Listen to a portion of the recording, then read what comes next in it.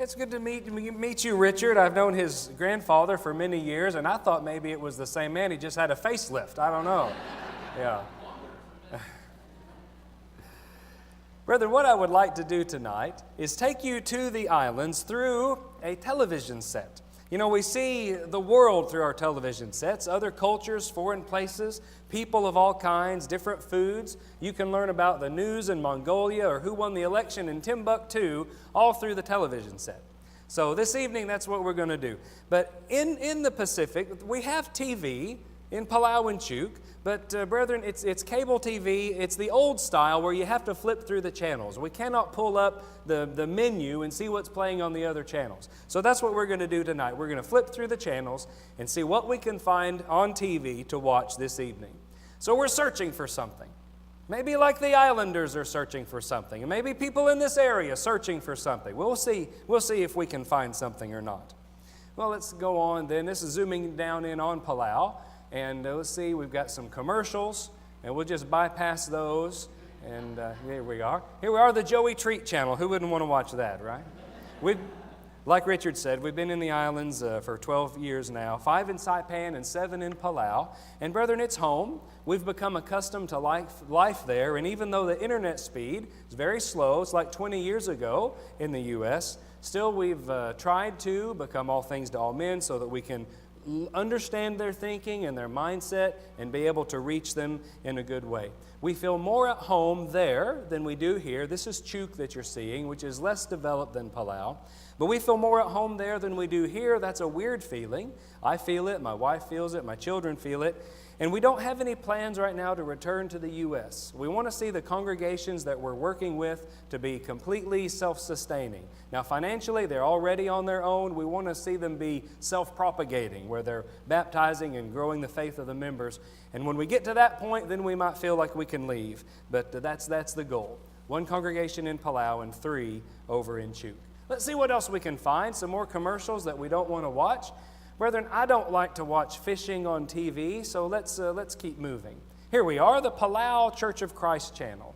It has grown since we were with you last. This is Noah. It's a family effort. Noah's picking up trash. That's his chore every Sunday morning. He does not like that job, but he does it anyway. My daughter Nina is preparing the Lord's Supper. She does that every Sunday. And my wife Tammy is involved in a variety of things. This is R.C. He's one of our members there in Palau. And he lives far north. We're going to go up north to Babaldob Island now. Palau really is made up of 4 islands. Most of the population lives on these 4 islands. And they're connected by bridges. And you can see that this north one is very sparsely populated. We have about 20,000 people. That's the entire population of Palau, and 3,000 of those are Filipino members. And RC is one of those Filipino members. Here we are. This is a Yapese man, Mino, and his wife. And they were not faithful when we were with you last. And now they are faithful, brethren. We really want to reach out to those lost sheep and bring them in. And so Mino is one who is filling in for me preaching while I'm here in the States reporting. And so he's really the most capable of our island brethren to step into the pulpit. We're thankful for that. This is Marissa. She's a Filipino member there in Palau also. And we have a large turnover. The Filipinos who are in Palau, they're there for just 1 or 2 years on workers' contracts, and then they go back to the Philippines. Well, Marissa came to Palau, she was baptized, and now she has gone back to the Philippines. She was bringing Nimpa, this is in our home, Nimpa, and Nimpa has gone through all of the Bible studies with us. We're praying that soon she'll be baptized, and we're hopeful that she'll make that good decision. One of the things that we do in looking for Bible studies is watch the newspapers. You have a unique situation in Palau, and because it's a small population and it's an island, the people get used to knowing everybody. And so that creates a thing where if they don't know a person, then it's really standoffish. They really don't talk to strangers very much. Usually, if it's a stranger, they're just visiting the island for a short amount of time, maybe 1 month, and then they're gone. So the Palauans don't take the time to get to know them or interact with them. So it's an island culture, a small island culture. And so it takes some time to establish oneself. but there's some benefit to it, and that is that you know everybody. We can watch these newspapers, and with every story, if we don't know the person directly, we know someone who's involved, and we can get the inside scoop. So what we do is watch the newspapers for leads on Bible studies. There was one girl who was in a bad situation, and a neighbor of mine lives across the street from me, helped her out of that situation. So I went to him and I said, hey, take me to this family, and he did, and so now we're working on getting Bible studies set up with them and developing a relationship with them. But we went down to their house, and it's a poor family, just a mother and 2 children. And brethren, the average income in Palau is $8,000 US. They operate on the US dollar. Palau's government is patterned after the US government. We have a House, Senate, President. So after World War II, the US influence is very strong. However, Palau is an independent country. So that being said, they average income in Palau is $8,000 US, which is not enough to live very comfortably on at all. They have to eat local foods. They cannot afford to go to the grocery store and get peanut butter and Captain Crunch because it costs 1.5 times what you pay here for those things, and they just can't afford it. So one of the things that they do in order to save money is build their houses without the need for air conditioning. Now we're on an island, so it's 100% humidity all the time, and it's near the equator, so it's hot all the time. And brethren, what they'll do is build their houses kind of in a similar style to Noah's Ark. In Genesis 6, we read that God told Noah to build one window in the ark. And we may think of all those animals and think, well, how could he just have one window in the ark? But when artists draw that window, it's a window spanning the entire top of the length of the ark. And maybe it was that way. But that's the way the Palauan houses are built. Up where the wall meets the roof, there'll be a gap. Maybe a foot tall or maybe a foot and a half, and there's no glass around that window. It goes all the way around the building, and there's no glass, but just rat wire and maybe mosquito screen. And the idea is that air is constantly coming in from the outside, keeping that house cool, similar to maybe what Noah's Ark was like. And so, brethren, watching the newspapers helps us to be able to find contacts for Bible studies because we live in a small country. These 2 newspapers, that's the entire representation of newspapers for the country of Palau. Well, let's see what else we have here. I don't want to watch the menu channel or the weather channel. So here we are, the Chinese channel. And the Chinese have come into Palau in a very strong way over the last year and a half, and they've come in and really bought everything up, and land values have soared. We had one Chinese man coming to the worship services. We were able to have several Bible studies with him, but it became clear to us that his English just wasn't strong enough to really be able to communicate. The answer to every question became, yes, like that. And so we knew he really wasn't understanding what we were saying. So we were able to get onto the World Video Bible School website, download some Bible lessons in Chinese, put them on DVD and give to him. But we're hoping to make more inroads into the Chinese community there in Palau. Well, let's see what else we've got. Some more commercials. Ice skating, no. Archery. Maybe you like to watch that on TV. I don't. Here we are. This is the radio TV channel. And because of our involvement in the community, brethren, the owner of this radio station has offered to us free airtime to put some Bible lessons on the radio, and we've taken him up on that offer. And what I would like to do is to share with you one of the radio spots that we've written, because it is also branching off of one of the Palauan legends, just like our devotional was a few minutes ago. So they hold these legends very dear to their hearts, and they love their history, they love their culture, and they love their stories. And so here we're using that to help them be listening to a Bible message as well. Palau Legends and the Legendary Bible. In the Palau legend of Bakau and Bengal, the warriors of Naralimangui raided the nearby village of Naralong. There was one man they wanted to capture more than any other, and a special canoe was built that would carry 14 warriors and 1 prisoner. When it was finished, the man boarded the canoe and sailed through the night to Naralong. They silently crept through the village looking for the man and found him sleeping alone in the village Bai. They gagged him, tied him up, and carried him quickly back to their canoe. They headed back home, planning to deliver the man in the village the next day. Away they paddled, the same way they came, which was through a narrow passage in the mangroves. There was no moon that night, and the swamp was pitch black. Only a few stars gave the slightest amount of light. The warriors struggled to see their way through the mangroves. The man tied up in the bottom of the boat had a unique perspective. He could just see the outline of the branches overhead when they blocked the light of the dim stars. And being left alone in the bottom of the boat, he was able to free his hands, and then he waited. When the time was right, he silently reached up and pulled himself up onto a branch. The warriors didn't even realize he was gone. And as the boat returned to Narrala-Mungui and the sun began to dawn, the warriors realized their trophy was gone. And back in Narralong, the men reported all that had happened. So they named that tree Bakau and Bengal, or the mangrove fighting tree. Well, there's some unique things about the nighttime. In Acts 17, that Paul and Silas were sent away by night to Berea by the brethren so that those who were looking for them wouldn't see them. In 1 Thessalonians 5:7 we read, "For those who sleep, sleep at night, and those who get drunk are drunk at night." Usually people are drunk in the night. When driving in the early morning hours, we have to be more cautious, watching for drunk drivers. Jesus said he would return like a thief in the night. 1 Thessalonians 5:2, "For you yourselves know perfectly that the day of the Lord so comes as a thief in the night." Like when a thief comes, it'll be a surprise. There won't be any signs or warnings, just, oh, he's here. It'll be a surprise. And 2 verses later, Paul also tells us, "But you, brethren, are not in darkness, so that this day should overtake you as a thief." We can look forward to the day of our Lord's return. We don't have to be anxious about it. When we love God and follow His Word, we can have confidence on that day. Isn't that good news? I'm Joey Treat with the Palau Church of Christ, learning from Palau legends and the legendary Bible. So that's another outreach opportunity for us, brethren, in order to teach the people. And some of the things are different in that Bible lesson, whereas it would not be different here in the U.S., is we focus on the early morning hours of driving for when they're drunk. When the Palauans drink, then it's all night long. And the most dangerous time to be on the road is not 12 to 2 a.m. like it might be here, but 4 to 6 a.m. because they've been drinking all night long. There was a car wreck that crashed into the rock wall in front of our house about 2 months ago, and it happened at 4:50 a.m.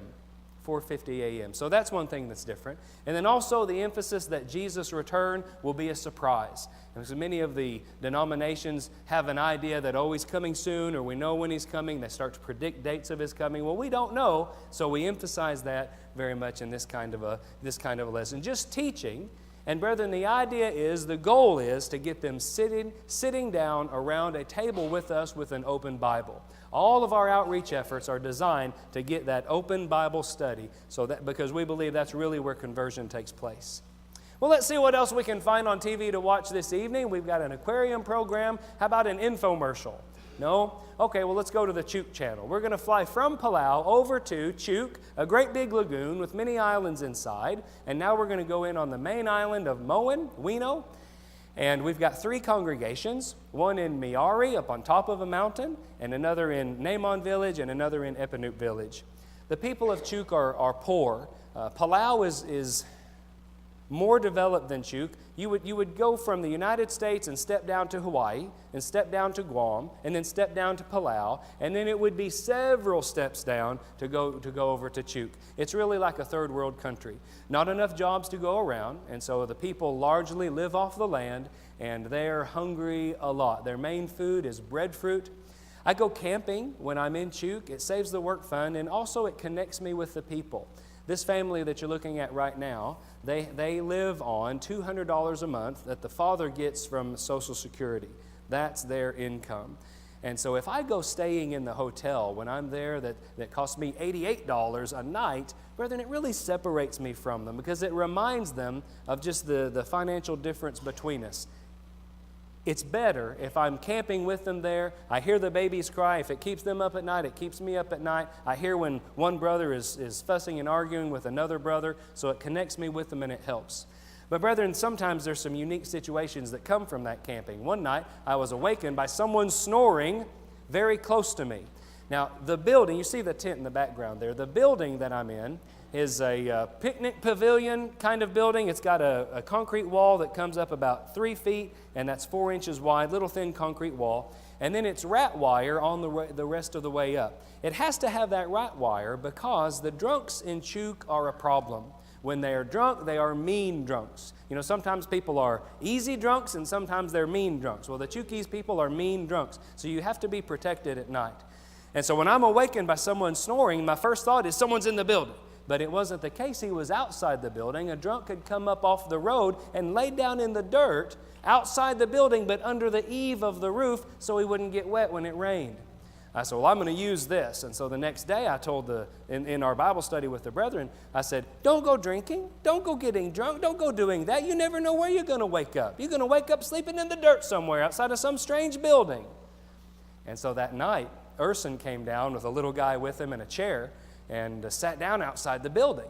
And I said, Urson, what are you doing? He said, I'm going to sit here tonight and make sure the drunks don't bother you. I said, oh, Urson, that's very kind of you, very nice, but don't do that. It's okay. So he picked up the chair, moved about 30 feet away, and sat back down. I said, Urson, no, you don't have to do that. The one who came up and was sleeping outside the building was this guy. It's Anthony. He's a brother in Christ. He's struggling with alcohol. So he came to me later that day and told me about it. And but that tells you where their hearts are. You know, you had a brother with a brother protecting a brother from a brother, you know? That's their hearts, yes. So, but brethren, they're a poor people. We have trouble many times finding grape juice in Chuuk. Now, this year it has improved, and this is the first year in all of our time there that we've been actually able to buy grape juice regularly in the stores. But what we have done in the past is gotten freeze-dried grape powder. This says mulberry extract, but it's the shipper assured me that it was freeze-dried grape powder. We've done that, brethren. It's just freeze-dried grapes, and they crush them, and then when you mix it with water, it's 100% grape juice.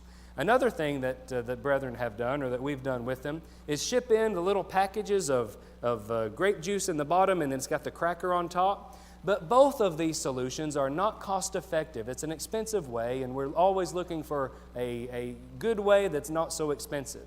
So what the brethren have usually done is boil raisins. They'll take a raisin. You always get raisins in Chuuk. So they'll take them and boil them, rehydrate them, and then juice them and get the grape juice out of them. And so it's a commitment. You know, it takes some time. It takes a lot of raisins to make enough grape juice because they just mush, brother. They just mush into nothing.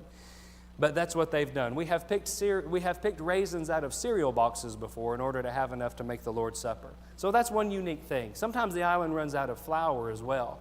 We had a campaign in 2015, had 7 baptisms. And brethren, what a blessing this was for the church in Epanoop. Really got some fire back there for the congregation in Epanoop Village. One of our brothers, Richard Harp, was telling me about a lady who went out fishing when his dad was over in Yap and went spear fishing, got the fish, and then put it on Richard's plate. When you say fishing in the islands, it usually means spear fishing. And one of our brothers, the preacher for the congregation up in Miari, this is him, his name is Frog, nickname is Frog, and he went fishing, brethren, did not come back. We're very sorry to say. And it's difficult to explain, but first off, they're spear fishing, and secondly, you saw that great big lagoon around Chuuk. Well, also around each individual island, there will be a lagoon area, and coral inside that lagoon area. Maybe it's only 6 feet deep and then coral in that. And so when the tide comes in, the water is shallow, so the tide comes in very quickly, very rapidly. And when it goes out, the same thing. So it can be dangerous. And I cannot put into words to you what a great loss it was for us, for the church, and for Frog's family. But his wife, Pia, she did something unique. The Chuukese believe that they're following the Old Testament. They're not. They don't know the Old Testament, but they think that they are. They think they're following the whole Bible. And so we usually spend 3 or 4 Bible studies talking to them about the Old Testament, what it teaches, and then whether or not they're actually following it. And no, we are under the new law today. However, in that culture, they think they're following the Old Testament. And a part of their culture has become very commonplace for them. Pia went and married Frog's brother, pulling that from the Old Testament. And so we've known of several ladies to do that very thing. But because she did, now we've been able to have 4 Bible studies with Frog's brother Chester, and we're hopeful that he's going to put the Lord on in baptism. He's expressing sincere and real interest, and so we're excited about that. The loss of one brother may mean the salvation of his brother, physical brother, and then maybe his whole family. So some more commercials, and here we go to Moving Mountains TV. Brethren, Palau, we're able to have our own TV channel there in Palau because it's a developing country. I want to tell you what we pay for it, because if I don't, you'll assume it to be much more than it is. We pay $300 a month to have our own TV channel. It goes into everybody's home in Palau, right into their living room, because we can do that because it's a developing country. And so, brethren, we're excited about that, and it is something that operates in a small bedroom of our home, and we have a cable line going out of our home to the cable company and then branching out to all the homes in Palau. We do not have big equipment, no satellites, nothing actually going over the air, but still an opportunity. But the question to be asked concerning a TV channel is, are people watching it? So let me give you some of the feedback that we've gotten recently about the TV channel. One person said, the picture on your channel looks good. Now remember, they have to flip through the channels. They can't pull up the menu, and so they're flipping past our channel regularly. One person knew of Moving Mountains TV. They didn't know that it was us. She said, oh, that's you? Another person said, I noticed the channel was down and is back up now. It used to be every time the power went down that the channel went down. Two groups came to us saying, how do we set up a TV channel in Palau? And another person said, I saw this. Another person, when do you show this? Another person said, I saw you on TV. One lady called up, and she must have known that the studio was in our home because she called our home number and said, we can't hear it. The audio and the video were messed up. And so I went back to the room, fixed it, turned it back on for her, and she called back and said, thank you. But you see, when it's a small country, people know one another. They know what's going on. They're watching the channel. They're watching the channel. One person was over at the house, and they recognized our back porch from the TV because we've done some filming back there. The owner of that radio station, this was the program that caused him to give us the free airtime, the Noah's Ark. It was done by World Video Bible School. And if you haven't seen that, get on the WVBS.org website and watch them. 3 episodes, about 39 minutes long each, and just wonderful, talking about the feasibility and practicality of Noah's Ark and whether or not it could be real. Of course, it was real, and this shows how it could be real, even though there are skeptics today. A wonderful program. And then one lady, in her own words, said that she thought what we were doing was cool. So, brethren, what this tells us is that people are watching the channel. People are watching the channel. So what are they watching? They're watching our show, which I'll tell you about in a minute, Leaping in Faith. They're watching Searching for Truth, that talks about how to be saved and about baptism. They're watching Bible Questions and Answers. They're watching In Search of the Lord's Way with Phil Sanders. They're watching What Happened to the Dinosaurs from Apologetics Press. They're watching shows about lying, raising children, the death of Christ, and even brotherhood debates where the subject matter is okay for those who are outside the church. Our audience is entirely those who are outside the church, and so our programming needs to be geared that way. That's what they're watching on Moving Mountains TV. Well, that kind of brings up the question about religious TV in general. Let's come back to that. See what else. Maybe a business speculation show tonight? No. A train program? No. We'll keep on going. And here we go. This is what I was telling you about. We're producing one TV show on that TV channel, and it's called Leaping in Faith. And here's our introduction. It's a 20-second teaser followed by a 1-minute title sequence. During this title sequence, we have an a cappella song being sung. But brethren, I'm sure it'll come as no surprise to you for me to say that people in the world consider religious TV to be some of the more boring TV imaginable. Now, not members of the church, but those who are outside the church, religious TV is probably at the bottom of the list. And so for this reason, I'd like to share with you my top 10 of the most boring things to watch on TV. Maybe some will be the same as yours, maybe not. Weather, shopping, a business speculation show, bowling is not something that I enjoy watching. How about an infomercial? Not on purpose. Maybe ice skating or car racing. Many people take me to task on the car racing one. And then archery, fishing program. The number 1 slot may surprise you. Maybe something you've never heard of before, but you can watch it on YouTube. It's called Norwegian Slow TV. And they will put a camera in the cab of a locomotive, record a 9-hour train ride, and play it back in its entirety on the channel. Following the 9-hour train ride, they have a 3-hour aquarium program and a 3-hour fireplace program. And so that's a real channel in Norway, Norwegian Slow TV. So brethren, why are we looking at this? Because for people in the world, religious TV ranks somewhere on that list. Well, that's a problem because that's one of the things that we're doing, and we don't want it to rank on that list. We want it to be something that they want to watch and that they're eager to watch. So what are we doing with Leaping in Faith to make it something that someone who's outside the church will actually watch? Well, when it comes to a religious television show, the most important thing is that it teach the truth. And then I guess secondly, the most important thing would be that it teach the truth in love. But then, brethren, beyond that, we believe that a great quality of a program is that it be something that keeps on moving. Have you ever noticed when you're watching TV that there's a camera change or a scene change regularly? In fact, if you go home and watch TV tonight, watch, and you'll see that there's on average about one every second. Now that surprises a lot of people because we're not used to paying attention to those camera changes and those scene changes. But brethren, they do that in order to capture people's attention, to keep the attention. They don't let the shot become stale. It's always moving. But you know, when we produce religious programming in the church, oftentimes it's a man sitting at a desk with a fake plant behind him and a bookcase on this side, 20 minutes talking straight to one camera. Well, we can improve off of that, and that's what we're doing with Leaping in Faith. So let me tell you what it is that we're doing here in order to keep it moving and be more attractive to those who are outside the church. We have a 20-second teaser, 1-minute title sequence, 3 minutes of teaching, and we rarely go longer than that. During that 3 minutes, I'm looking from one camera to another at an appropriate pace. And then we have a 1-minute break from that teaching in something that I call Talk with Self. We have... This is the 3 minutes of teaching. And then I have a box in the one corner of the screen where a guy is representing a false view, a devil's advocate, okay? And then the guy in the top screen is correcting him gently, patiently, but most importantly, with the Scriptures. So the guy on the bottom screen on this one, he's saying that he doesn't think he has to go to church on Sunday. He can commune with God better in his fishing boat, watching the mist rise up off the water and being out there in God's creation. So why get dressed up in a suit and tie when he can commune with God better that way?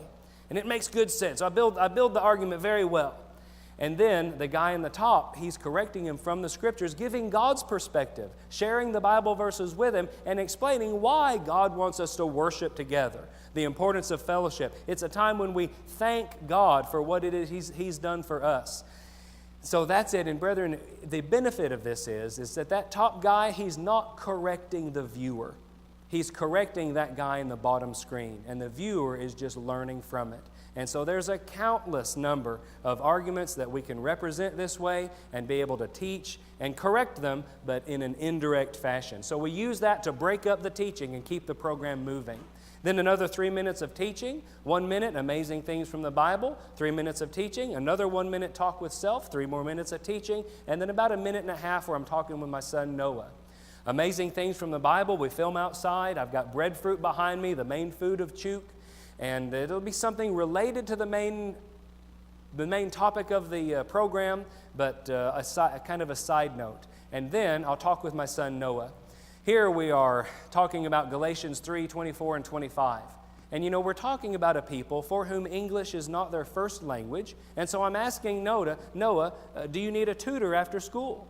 Galatians 3:24, the law was our tutor to bring us to Christ, but after faith in Christ has come, we're no longer under the tutor. Well, maybe they don't know what the word tutor means. So I use Noah, do you need a tutor? Are you sure? Are you sure you don't need a tutor? So we define it, and then we go back to the teaching. And brethren, that is how we're breaking up the show, still on point, still on focus, but keeping it moving in that way.